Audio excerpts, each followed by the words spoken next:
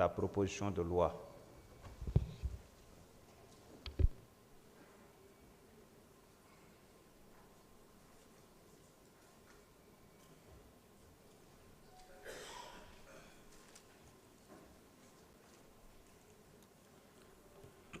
Je vous remercie, Monsieur le Président.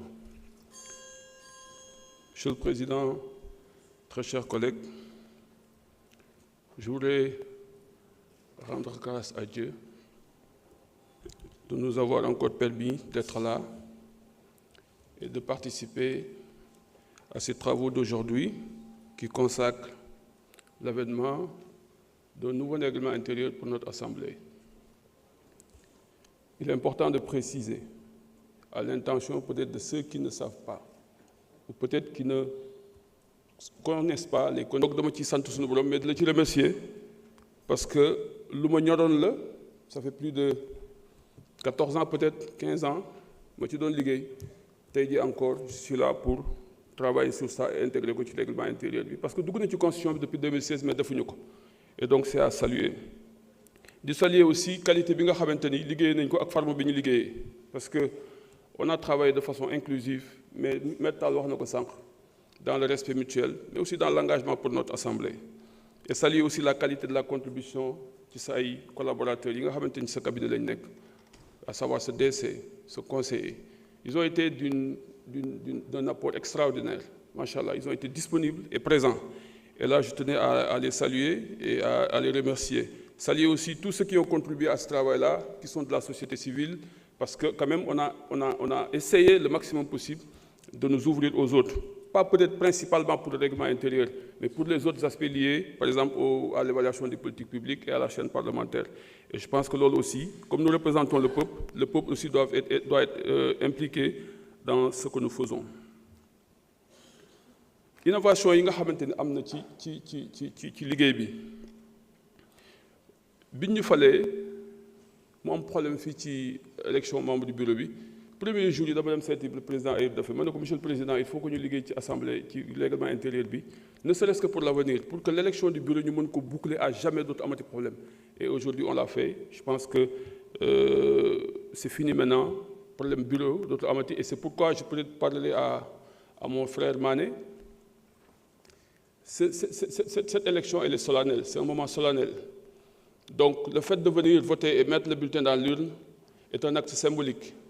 Et ça donne à l'Assemblée toute sa dimension.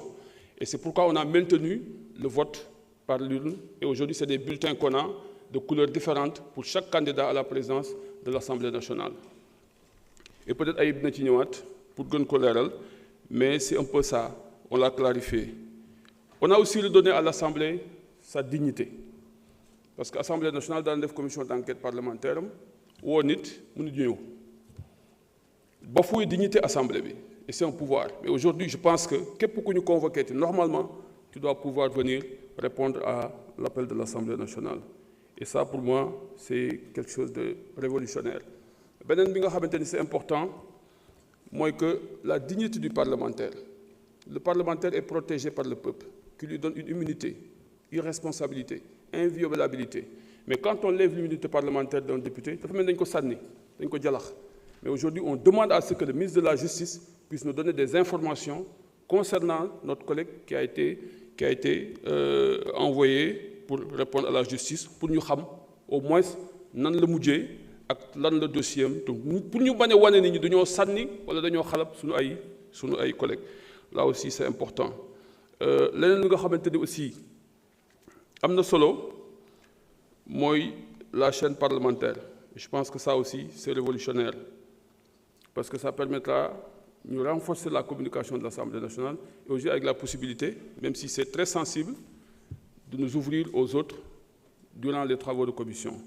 Là aussi, pour moi, c'est extrêmement important. Maintenant, règlement intérieur, bon, c'est vrai, mon cher collègue, je vous ai suivi tout à l'heure concernant les observations que vous avez faites sur la forme, sur certains articles. Mais ça a fait l'objet d'un débat à l'interne. On en a discuté, surtout concernant la question préalable. J'ai eu des problèmes ici avec Guy. et certains de mes collègues qui peut-être avaient une interprétation autre que l'interprétation que nous avions. C'est la raison pour laquelle on en a discuté pendant presque 20 minutes. Amadou est là, et je pense que c'est lui d'ailleurs qui a proposé à ce qu'on enlève ou et pour au moins que ça soit clair que maintenant un non-inscrit peut venir faire une question préalable, un membre d'un groupe parlementaire, qu'il soit de la majorité ou de l'opposition, pour venir faire. C'est pourquoi on a maintenu un, et on a maintenu le singulier, et pas le pluriel, pour au moins certifier que c'est un député seul qui peut venir faire. Parce que si on met « et », ça lie les gens.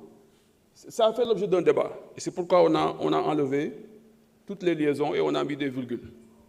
Alors, donc, ce que je disais par rapport à règlement intérieur, njariñ bi mu am mooy nañ ko respecté suñ ko respecté wul bariwul njariñ respect bi nag ci ñun la war a commencer mais aussi avec Monsieur le Président. Et j'ai toujours insisté à ce que le règlement intérieur soit respecté. Parce que nous, nous représentons le peuple. Et je l'ai dit, il faut que nous soyons à la hauteur des attentes et des enjeux.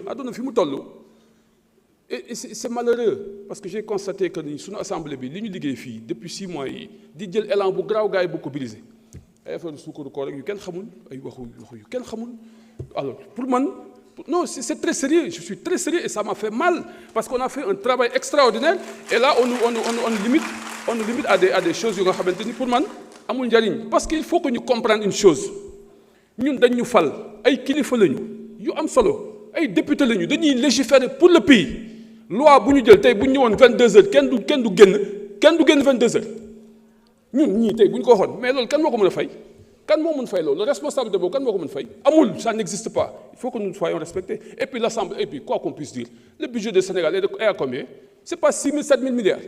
Nous avons 22 milliards, mais c'est extraordinaire. Il faut que nous nous respections. C'est nous qui devons respecter ce pour que le peuple nous respecte. Mais si nous respectons nous, qui nous respecter? Et là, je pense que c'est important.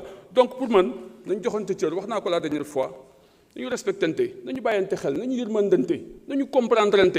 Ambition bi ñu am mooy liggéey pour suñu réew mais na ko ñëpp gëm na ko ñëpp def fula man samay conviction nit mënu ko changer man Tafsir mais nag damay rafetal parce que suñu borom moo ne innamal mu'minuuna ixwatun fa aslihu bayna axawaykum waaye wattaqullaah na ngeen rafetal seen diggante mais na ngeen ma ragal su ngeen ko defee rek ma yërëm leen ci loolu lañ nekk rafetal mais yàqul dara samay conviction man Tafsir. Nous sommes tous des frères et des sœurs ici. Nous sommes tous du Sénégal. Nous tous nous travaillons pour le Sénégal. Moi, c'est ce que je dis. Pour les mais nous tous nous travaillons pour le Sénégal. Moi, je suis un opposant et je l'assume. Mais je suis opposé de façon dont je suis opposé. Parce que je suis opposé pour moi, mais pour le Sénégal. Je me suis envoyé, je suis envoyé. Et là, je suis opposé donc nous sommes pour le Sénégal.